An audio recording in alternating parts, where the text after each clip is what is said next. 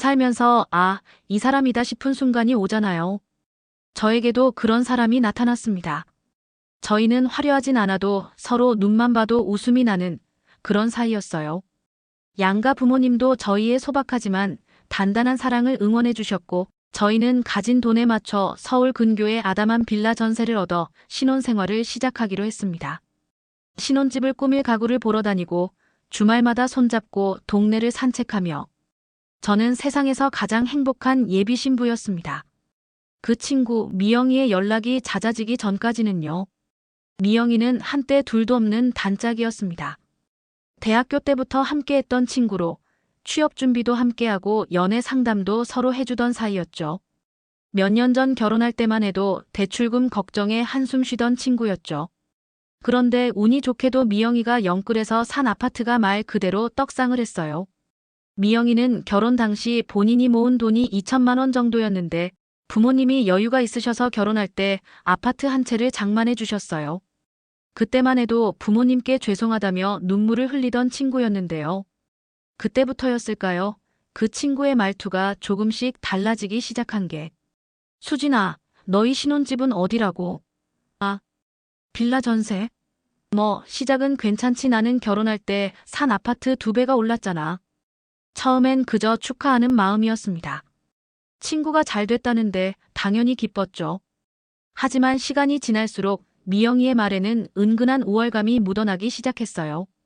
마치 자신이 부동산 투자의 귀재라도 된 양말이죠. 하지만 자랑은 곧 선을 넘는 참견과 무시로 변해갔습니다. 너도 무리해서라도 아파트 사. 요즘 누가 빌라에서 시작해? 나중에 애 낳으면 어쩌려고 그래. 애들 기죽는다. 미영아, 우리는 우리 형편에 맞춰 천천히 하려고 해라고 말하면 에이, 그러니까 안 되는 거야. 나처럼 과감하게 투자해야 되라며 마치 제가 소극적이고 안일한 사람인 것처럼 몰아세웠어요. 미영이의 말을 들을수록 제 마음속에 까만 점이 하나씩 찍히는 기분이었어요. 이 친구가 과연 제 행복을 진심으로 바라는 걸까? 아니면 자신의 선택이 얼마나 옳았는지 확인받고 싶은 걸까 하는 의심이 들기 시작했죠. 그런데 정말 아이러니한 건 미영이 본인은 부동산 투자에 대해 아무것도 모른다는 거였어요. 그저 운 좋게 아파트 가격이 오른 것뿐인데 마치 자신이 부동산 전문가라도 된 양 행동하는 거였죠. 미영이의 얘기를 들을수록 행복하기만 했던 제 결정에 내가 잘못 생각한 걸까 하는 의심이 슬며시 싹 텄고 예비 신랑에게 괜한 짜증을 내는 날도 늘어났습니다. 여보, 우리 정말 빌라로 시작하는 게 맞을까? 다른 친구들은 다 아파트인데. 하며 예비 신랑을 괴롭히기 시작했어요. 그때마다 예비 신랑은 우리 형편에 맞는 게 최선이야. 나중에 여유가 생기면 이사하면 되잖아라며 다독여 주었지만 저는 계속 불안했어요. 그렇게 스트레스가 쌓여가던 어느 날 괜히 서울 아파트 가격을 비교하며 억소리 나는 현실에 한숨만 나왔습니다. 중소기업에 다니는 예비 신랑과 제 형편으로는 대출을 받는다고 해도 경기도 외곽 지역이 최선이었어요. 부동산 앱을 열어보니 미영이가 사는 지역 아파트는 정말 많이 올랐더라고요. 그 순간 저는 미영이의 말이 맞는 건 아닐까 하는 생각이 들었어요. 내가 너무 안일하게 생각한 건 아닐까? 하지만 동시에 이런 생각도 들었어요. 미영이는 부모님 도움으로 아파트를 산 거잖아. 그런데 왜 마치 자신이 잘해서 성공한 것처럼 말하는 걸까? 그때 문득 깨달았어요. 미영이가 계속 저를 무시하고 자랑하는 이유를 말이죠. 아마도 자신도 어딘가 불안하고 죄책감이 있어서 다른 사람을 깎아내림으로써 자신의 선택을 정당화하려는 게 아닐까 싶었어요. 그렇게 혼란스러운 상황에서 시간이 흘러 결혼 전 친구들과 식사 자리를 주선했습니다. 미영이 외에도 대학 동기 3명이 더 와서 총 5명이 모였어요. 모두 제 결혼을 축하해주러 온 자리였죠. 처음에는 정말 즐거웠어요. 대학 시절 이야기도 하고 서로 근황도 묻고 다들 제 결혼을 진심으로 축하해주는 게 느껴졌거든요. 분위기가 무르익을 무렵 예상대로 미영이의 자랑이 시작됐죠. 수진아, 신혼집은 역시 아파트가 최고야. 난 정말 그때 무리해서 아파트 산 게 신의 한 수였다니까. 지금 몇 억이 올랐는지 몰라. 미영이는 마치 자신이 부동산 투자의 천재라도 된 양 말했어요. 다른 친구들은 조금 당황하는 표정이었지만 미영이는 아랑곳하지 않고 계속 자랑을 늘어놓았죠. 너희들은 아직 결혼 안 했으니까 모르겠지만 부동산 투자는 타이밍이 정말 중요해. 나는 그 타이밍을 정확히 잡은 거야. 그 순간 저는 정말 화가 났어요. 미영이가 마치 자신이 모든 걸 혼자 해낸 것처럼 말하는 게 너무 뻔뻔했거든요. 부모님 도움 없이는 아무것도 못했을 주제의 말이에요. 미영이의 어깨는 하늘 높은 줄 모르고 솟아올랐습니다. 저는 미영이를 쳐다보지도 않고 다른 친구들을 향해 진심 어린 감탄을 섞어 말했습니다. 와, 진짜 미영이는 대단하다. 우린 그냥 부모님 도움 없이 우리 둘이 버는 돈에 맞춰 소박하게 시작하려고. 이 말에는 여러 가지 의미가 담겨 있었어요. 표면적으로는 미영이를 칭찬하는 것 같지만 실제로는 부모님 도움 없이라는 부분을 강조함으로써 미영이의 성공이 자력으로 이룬 게 아니라는 점을 은근히 부각시킨 거죠. 제 칭찬의 핵심은 여유와 어른스러움이었어요. 미영이의 허영심을 가장 정확하게 관통하는 단어였죠. 아니나 다를까 미영이는 기분이 최고조에 달한 듯 보였습니다. 맞아, 맞아. 진짜 대단해. 나는 언제쯤 그런 여유를 가질 수 있을까? 다른 친구들도 저의 의도를 파악했는지 거들어주기 시작했어요. 미영이는 더욱 우쭐해졌어요. 에이, 별거 아니야. 나도 처음에는 부담스러웠는데 지금 생각해보니 정말 잘한 것 같아. 투자는 역시 과감해야 해. 즐거운 식사가 끝나고 계산할 시간이 다가왔습니다. 총 식사비는 10몇만 원이 나왔어요. 5명이 먹기에는 꽤 비싼 곳에서 식사를 한 거죠. 평소라면 각자 내거나 적당히 나눠서 낼 금액이었어요. 한 친구가 오늘 미영이가 쏘는 거야? 하며 말을 꺼내자 모두가 자연스럽게 호응하기 시작했습니다. 맞아. 우리 중에 제일 부자잖아.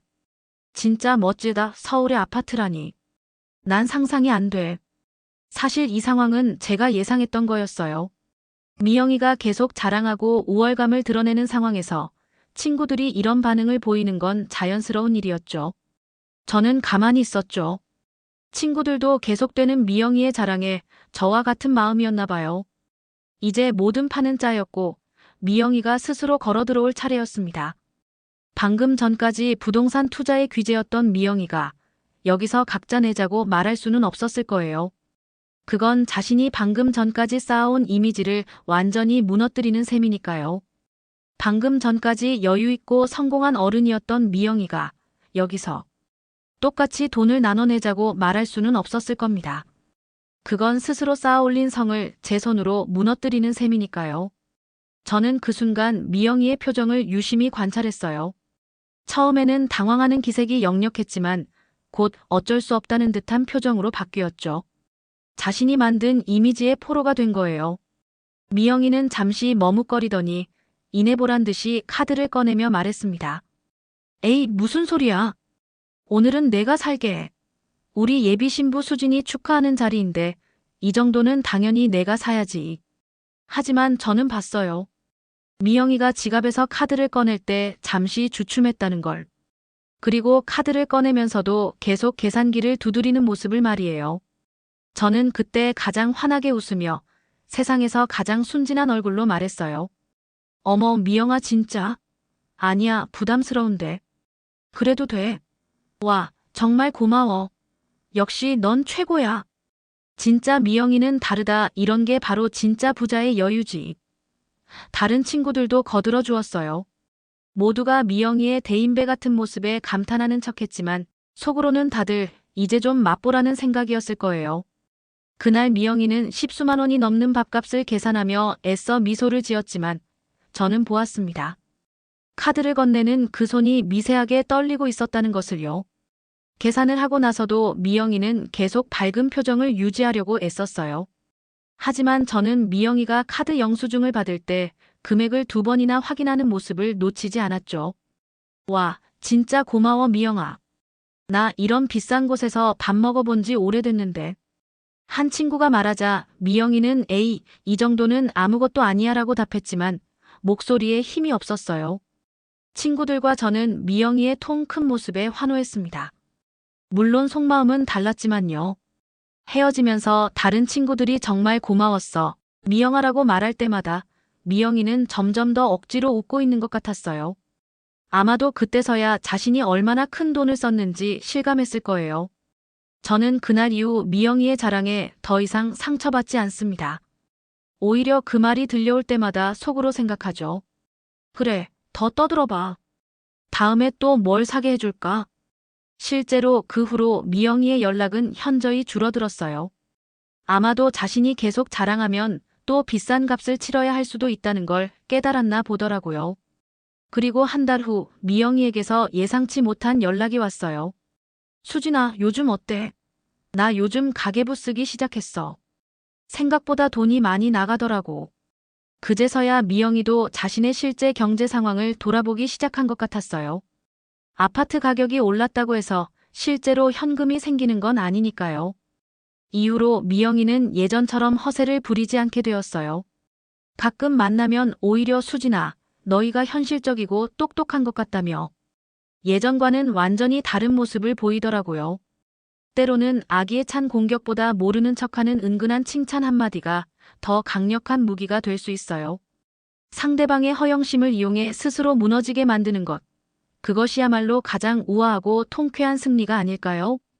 하지만 이 이야기를 통해 전하고 싶은 진짜 메시지는 복수가 아니에요. 바로 진정한 행복이 무엇인지에 대한 것이죠. 진정한 부와 행복은 통장 잔고가 아니라 내 마음의 여유에서 나옵니다. 남에게 보여주기 위한 삶이 얼마나 공허한지 제 친구 미영이는 아마 그날 비싼 밥값을 내고서야 조금은 깨닫지 않았을까 싶습니다. 지금 저는 예비 신랑과 함께 우리가 계획했던 대로 소박하지만 행복한 신혼생활을 준비하고 있어요. 빌라지만 우리 둘이 꾸며나갈 보금자리라는 생각에 설레기만 합니다. 그리고 무엇보다도 진정한 친구가 누구인지 알게 된 것이 가장 큰 수확이에요. 내가 어떤 선택을 하든 진심으로 응원해주는 사람들이 바로 진짜 친구라는 걸 깨달았거든요. 미영이와는 지금도 연락하고 지내지만 예전과 같은 관계는 아니에요. 하지만 그것도 괜찮아요. 사람은 변하고 관계도 변하는 게 자연스러운 일이니까요. 여러분도 혹시 주변에 저와 같은 상황을 겪고 계신다면 화내거나 상처받지 마세요. 그보다는 그 사람의 허영심을 역이용해서 스스로 깨달을 수 있는 기회를 만들어 보세요. 그것이 서로에게 도움이 되는 방법일 거예요. 진정한 승리는 상대방을 굴복시키는 것이 아니라 자신의 가치관을 흔들리지 않게 지키는 것이라고 생각해요. 그리고 그 과정에서 진짜 소중한 것이 무엇인지 깨닫게 되는 것이죠. 오늘 이야기가 마음에 드셨다면 구독과 좋아요 부탁드립니다. 다음에는 더 흥미로운 이야기로 다시 찾아뵙겠습니다. 감사합니다.